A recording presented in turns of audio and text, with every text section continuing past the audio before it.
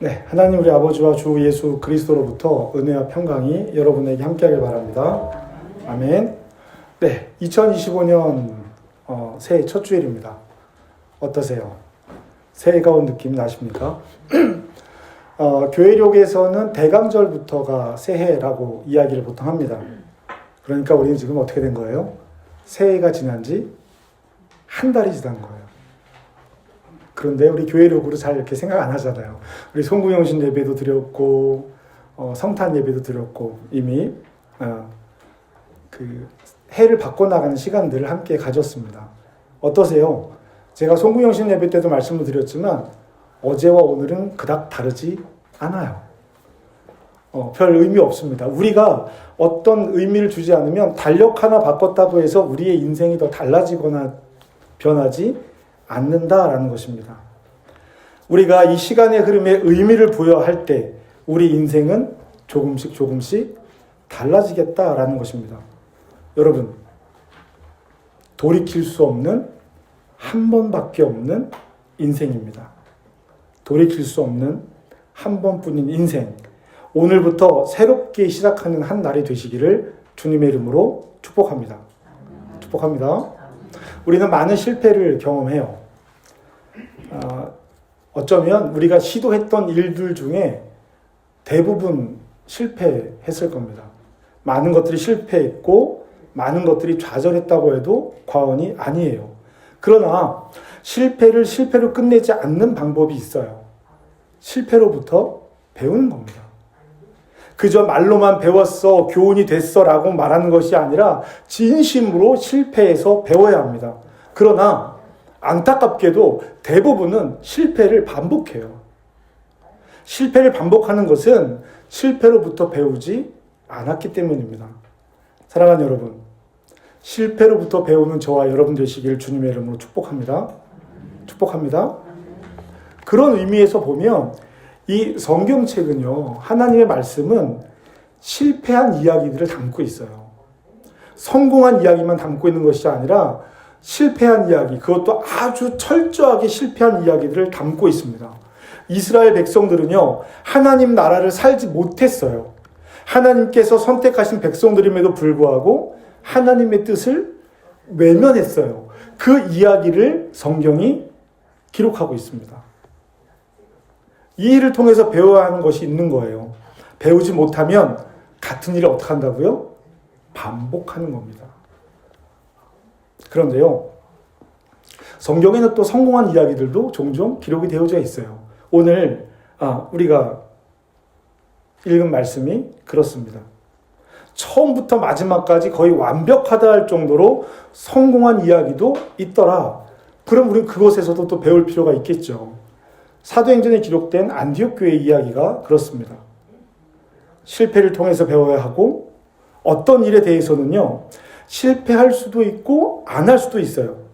그러니까 실패는 누군가한테는 교훈이 되고 누군가에게는 지나가는 이야기가 될 수 있어요. 모두가 동일한 실수를 하지 않으니까. 그런 일도 있을 수 있겠구나 하고 넘어갈 수도 있다는 겁니다. 그러나 하나님께서 바라고 원하시는 일, 이 성공이라고 말하기에는 그 성공의 의미가 충분치 않기 때문에 하나님이 바라고 원하시는 일이라고 말씀을 드릴게요. 하나님의 말씀을 듣고 순종해서 성공하는 이야기는요, 누군가에게는 해당되고 누군가에게는 해당되지 않는 이야기가 아니에요. 우리 모두에게 동일한 의미가 있겠다 싶은 겁니다. 그렇게 되어야 합니다. 저는 그런 이야기가 안디옥 교회의 이야기라고 생각을 하는 거예요. 안디옥 교회 이야기는요, 실패에서부터 시작하는 것처럼 보여요. 예루살렘 교회가 박해를 받았기 때문에 안디옥 교회가 시작되었다라고 말해요. 그래서 실패에서 시작한 것처럼 보입니다. 최초의 교회는 예루살렘 교회예요. 예수님의 부활 승천 이후에 최초의 교회는 예루살렘에 세워졌습니다. 사도행전 4장 42절에서 47절 사이의 말씀을 보면은요, 사도들이 가르침을 받은 사람들이 서로 떡을 떼고 오로지 기도에 힘쓰는 교회로 예루살렘 교회 초대교회의 모습을 보여줍니다. 신앙적으로는 사도들의 가르침을 받고 기도하고 생활면에서는요, 자기들이 가지고 있는 물건 서로 나누어주고 내 걸 팔아서, 내 소유를 팔아서 다른 사람들에게 나눠줬어요. 그래서 이들은 하나님을 찬미하고 그 주변에 있는 온 백성들에게 칭찬을 받았다라고 성경은 기록하고 있습니다. 이런 초대교회의 모습을 사도행전 4장에서 바나바를 소개한 장면이 나오는데, 바나바를 다시 한번 소개하면서 초대교회의 모습을 설명합니다. 구브로에 사는 레위인 요셉. 이게 바나바의 이름이에요. 우리는 바나바라고 알고 있지만 바나바는 별명입니다. 구브로에 사는 레위인 요셉. 그런데 사도들이 그를 바나바라고 불렀어요. 4장 후반절에 보면은요, 그가 자기 밭을 팔아서 그 값을 사도들 앞에 드리는 장면을 성경은 기록하고 있습니다. 마치 사도행전 4장 이렇게 말하는 것처럼 보여요. 사도들의 가르침을 받아 오로지 기도에 힘쓰며 교회를 이루었더라. 그들이 서로 물건을 통용하고 자기의 소유를 팔아서 나눠줬더라 라고 얘기하니까, 에이, 그런 사람이 어딨어. 그런 사람이 어딨어. 그러니까 성경이 얘기합니다. 바나바가 여기 있잖아. 바나바가 그랬어 라고 대답하는 것처럼 보여요. 야, 정말 바나바처럼 다 그랬단 말이야? 이렇게 물어보는 것 같으니까, 아니, 아나니아와 삽비라 같은 사람도 있었어. 바로 뒤에 이어서 모두가 그런 것은 아니야. 아나니아와 삽비라 같은 사람도 있어 라고 말하는 것입니다. 이렇게 예수 그리스도께서 약속하신 그날을 기다리며 예수께서 가르치신 대로 열심히 살던 사람들에게 위기가 오는 거예요. 점차 사람들이 많이 모였습니다.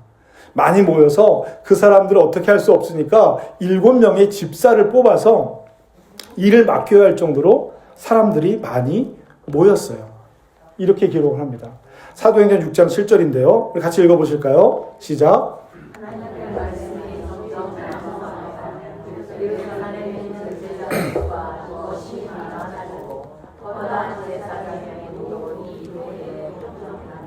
아멘. 제사장의 무리까지, 즉 유대인들까지 예수 그리스도의 십자가도를 따르기 시작했습니다. 이때 등장하는 사람이 7 집사 중에 한 명인 스데반 집사예요. 여러 곳에서 온 사람들, 자유인들이라고 성경은 기록하고 있습니다. 이방인들을 이야기하는 거예요.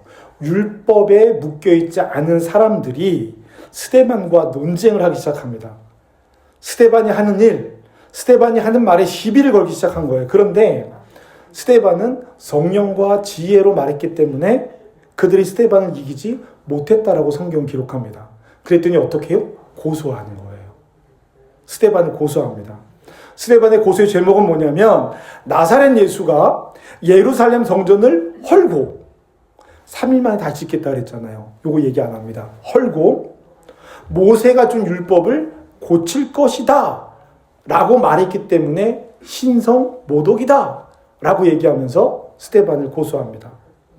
대제사장은 스데반을 신문합니다. 내가 한 말이 사실이냐? 여러분, 여기 스데반의 지혜가 있어요. 사실입니다, 아닙니다, 이걸 따지지 않아요.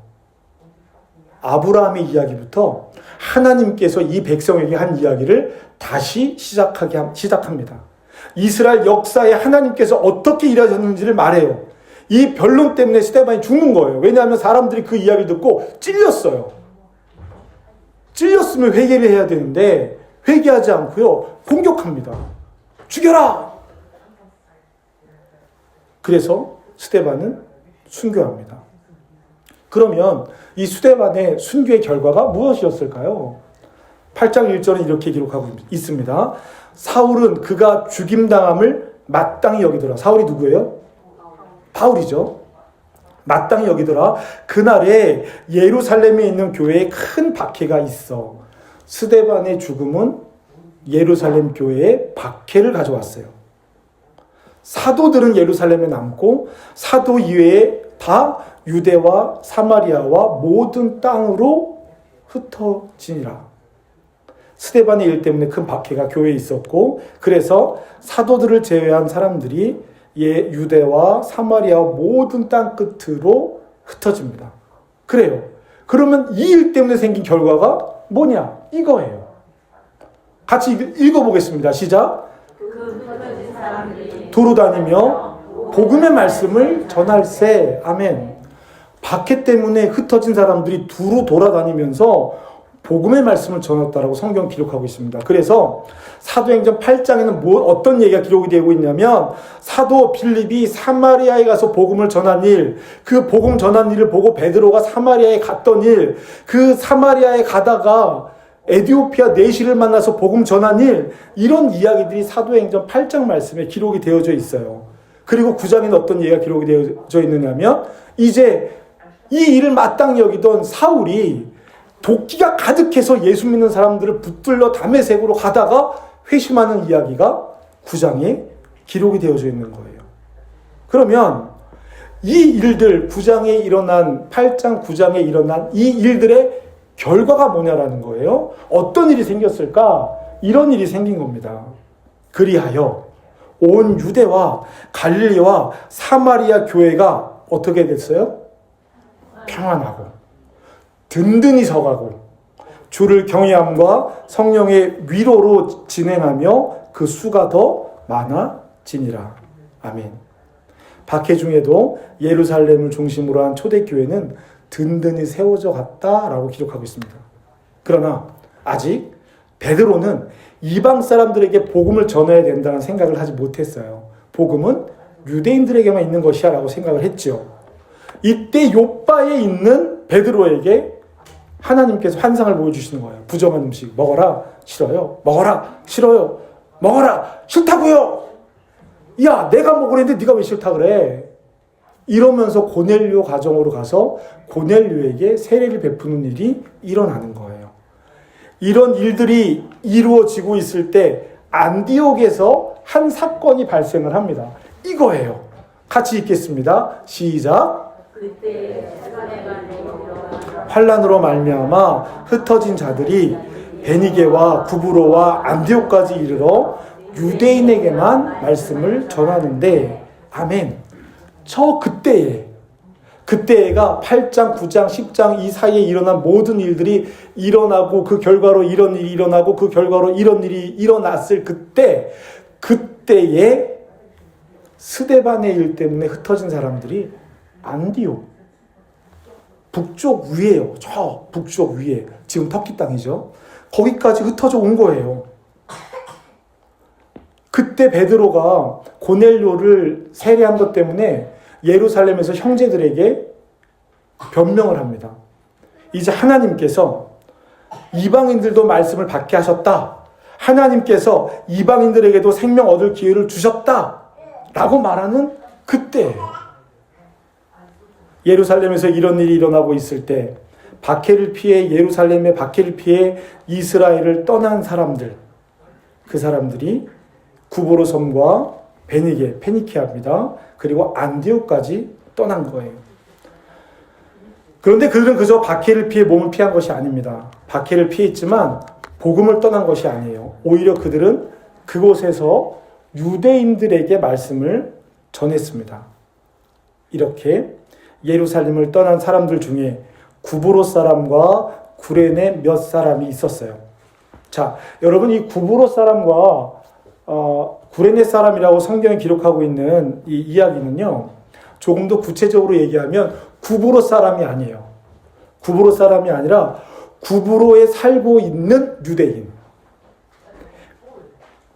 이 베니게, 그러니까 구브로와 구레네에 살고 있는 유대인이라고 말하는 것이 정확해요.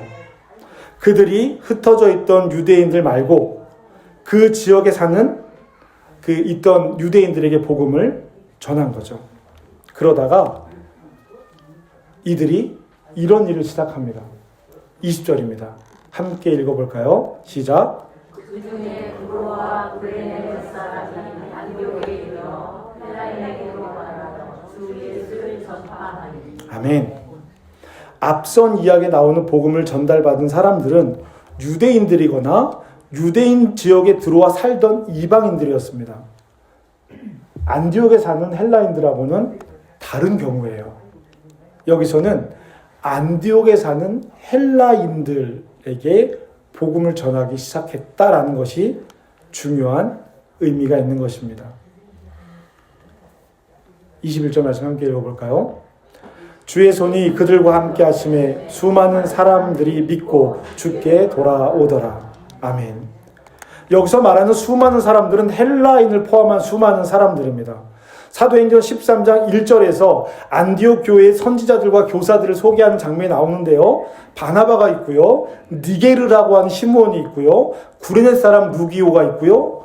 분봉한 헤롯의 젖동생 마나엔이 있고요. 사울이 있습니다. 유대인, 예수를 박해하던 유대인, 구브로 섬에 살던 바나바, 니게르라고 하는 것은 흑인이라는 뜻입니다. 흑인인 시므온, 다양한 인종의 사람들이, 다양한 지역에서 온 사람들이 이곳에서 교회의 지도자들이 되었다라는 것을 이야기하고 있는 거예요.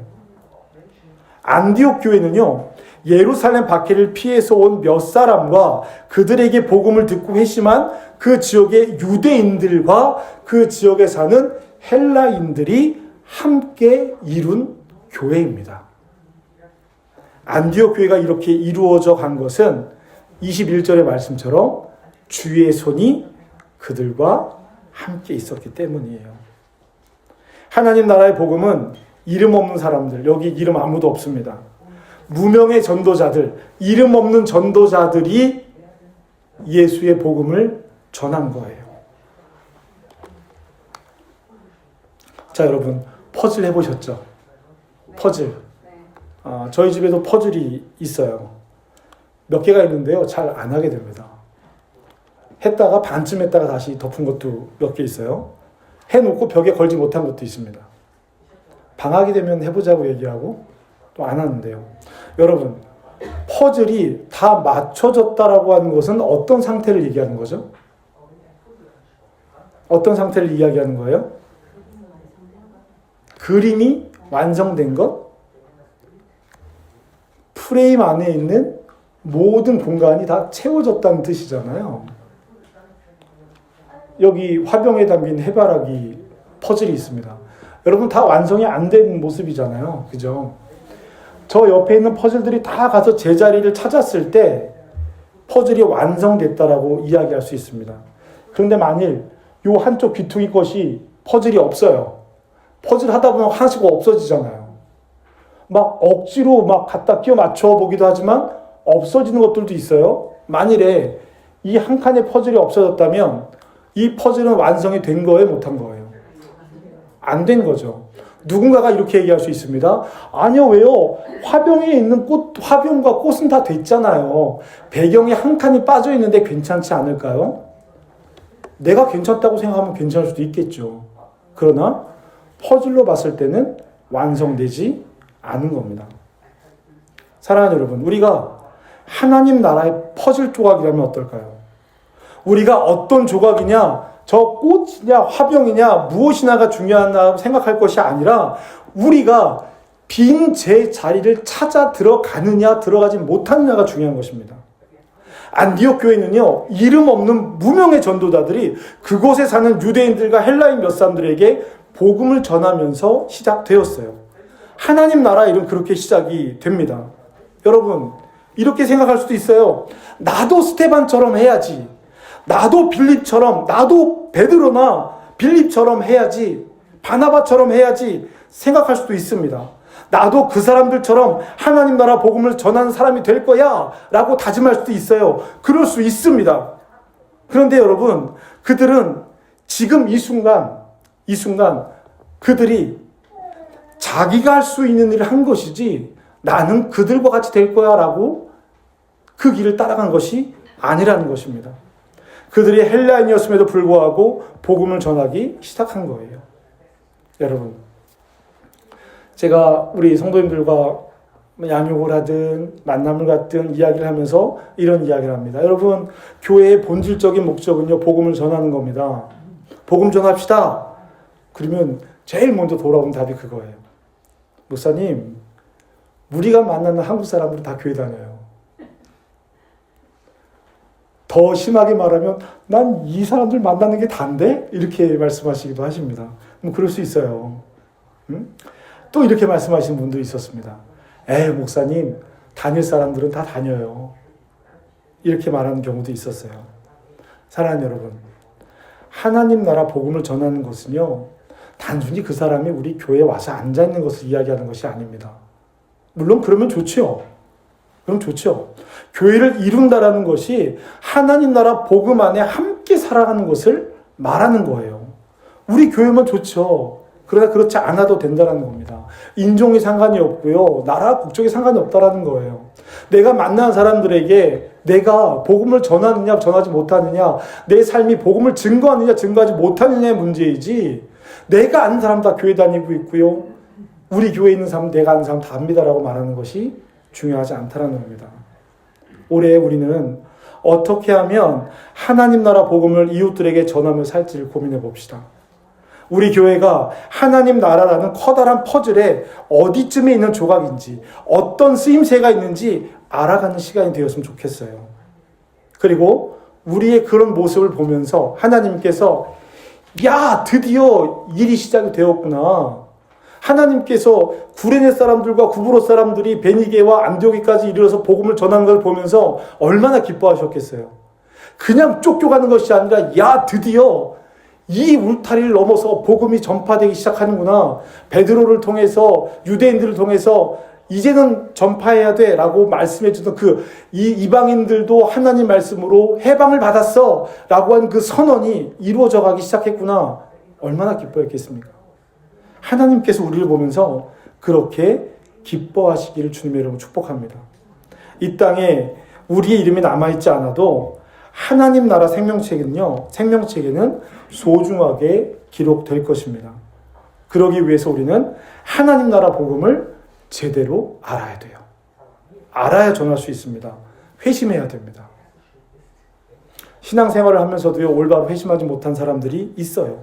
거듭나지 못한 사람들이 있습니다. 사랑하는 성도 여러분, 예수를 그리스도로 고백하는 믿음, 세상의 질서 안에서 하나님 나라 복음으로 살겠다라고 하는 굳은 다짐, 하나님과 함께하는 일을 손해라고 여기지 않는 믿음, 우리가 먼저 시작해야 다른 이들에게 나눌 수 있는 거예요. 우리는 교회를 이루었습니다. 한 사람 한 사람이 교회를 이룬 하나님의 소중한 사람들입니다. 때로는 실패를 경험할 수도 있고, 때로는 어려움을 만날 수도 있습니다. 우리의 생각보다 넘어서신 하나님의 뜻을 구하는 저와 여러분 되시기를 주님의 이름으로 축복합니다. 하나님을 제대로 알지 못하면요, 내 인생에 하나님께서 어떻게 함께 하시는지를 알지 못해요. 전부를 알 수 없어도 내가 만나는 하나님이 어떤 분인지를 내가 믿음으로 고백해야 합니다. 그리고 다른 이들이 만나는 하나님의 이야기를 들어야 돼요. 그것이 교회를 이룬다라고 하는 뜻입니다. 그렇게 하나님을 알아갈 때 내 인생에서 하나님이 어떻게 일하시는지를 알 수 있어요. 하나님을 알아가는 가장 중요한 방법이 뭡니까? 말씀을 읽는 것입니다. 구약의 말씀은요, 하나님 나라의 반성문이에요. 실패한 얘기들이 온통 쓰여져 있습니다. 우리 거기서 교훈을 받아야 돼요. 신약은요, 하나님 나라의 약속을 담고 있어요. 내가 너희와 함께 할 거야. 마라나타 주 예수여 어서 오시옵소서라고 마지막에 그 이야기까지 온통 약속을 담고 있습니다. 성경이 증언하는 하나님을 알아가야 하나님을 의지할 수 있는 것입니다. 하나님을 의지한 사람들은 자신을 향한 하나님의 뜻이 무엇인지를 묻는 사람들이에요. 하나님의 뜻이 무엇인지 묻는 사람들은 자신에게 맡겨진 작은 일에 충성합니다. 여러분, 하나님 나라의 일은 우리의 사소한 일상 가운데 있습니다. 우리의 모든 일에 주의 손이 함께 하셔야 합니다. 이 말씀을 기억하시고 새로운 한 해 나에게 주어진 시간을 귀하고 아름답게 살아가는 저와 여러분 되시기를 주님의 이름으로 축복합니다. 함께 교회를 이루었으니 함께 하나님 나라를 이루어 갑시다. 여러분 이 시간 우리 결단하며 기도했으면 좋겠습니다. 오늘 새해를 맞는 예배의 다짐도 있을 것이지만 무엇보다 오늘 말씀을 다시 생각하면서 오늘 나에게 말씀하시는 하나님은 어떤 분이신지, 그 하나님은 나에게 무엇을 요구하고 계실지 이 시간 함께 기도하고 결단하는 시간 되었으면 좋겠어요. 오늘 말씀 돌아보며 함께 기도합시다.